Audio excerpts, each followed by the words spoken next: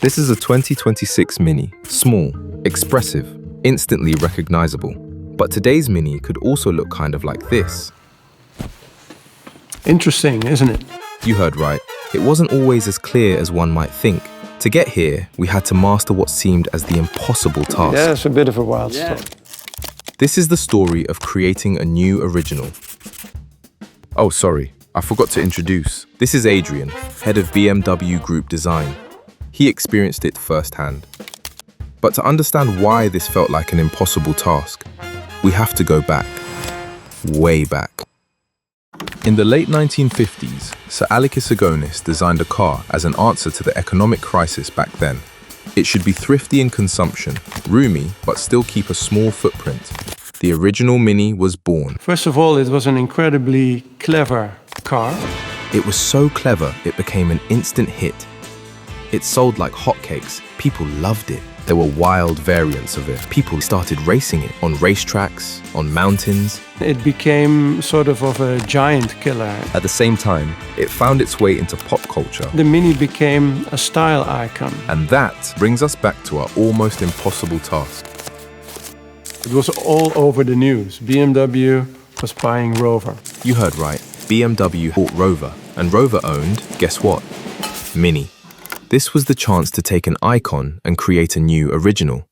The brief was very open. Design a new Mini. But how do you touch a legend without breaking it? Too much change and you lose the soul. Too little and you lose the point. That was the almost impossible task. We did a huge competition. Designers from both Rover and BMW started working on the same question.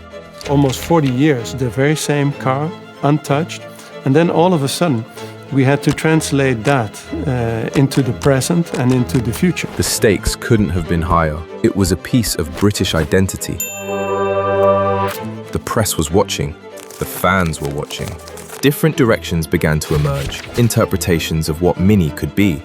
I tried to think of the car as a rally car. Adrian's design was one of 3 designs to be built as a concept car, the ACV30. Next, Rover presented its concept, the spiritual. You get very different trains of thoughts in the different locations. In the end product, you also see somehow a mix of the ideas. A car that is very small, so it makes clever use of space, but it is quite a low car with the wheels on the corner. So I think a little bit of the rally history did actually come into the final design.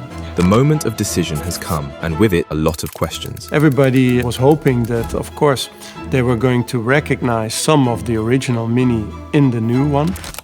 It was time for the reveal. The new Mini was here, and people loved it. It was a very exciting new start. The almost impossible task had been solved. So it seemed. What it really did was open the next door towards a new original. By the way, meet Holger, head of Mini Design. He can tell you what it took to make the new Mini an icon of its own. It started with a foundation, a set of things that was simply never up for discussion. The overall proportions of the car, 3-door hatchback, wheels on the corner, the lovable details. Built on that foundation, Mini grew from one car to an entire family. I'm very happy that we take the philosophy of Mini forward and expand it into other areas of purpose. And step by step, Mini became something more. People using Mini as an extension of lifestyle. Customization became even more part of the identity. There's not one Mini that looks like the Mini next to it. People started applying their own style, their own story. It allows us to extend our personality. At that point, Mini had started to grow beyond the car itself. And just like the original Mini found its way into culture, today's Mini is doing the same.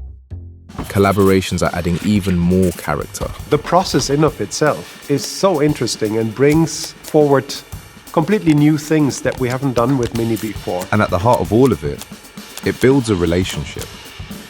The Mini is one of these cars I want people to attach to. I want to see a relationship happening, and that's possible with Mini.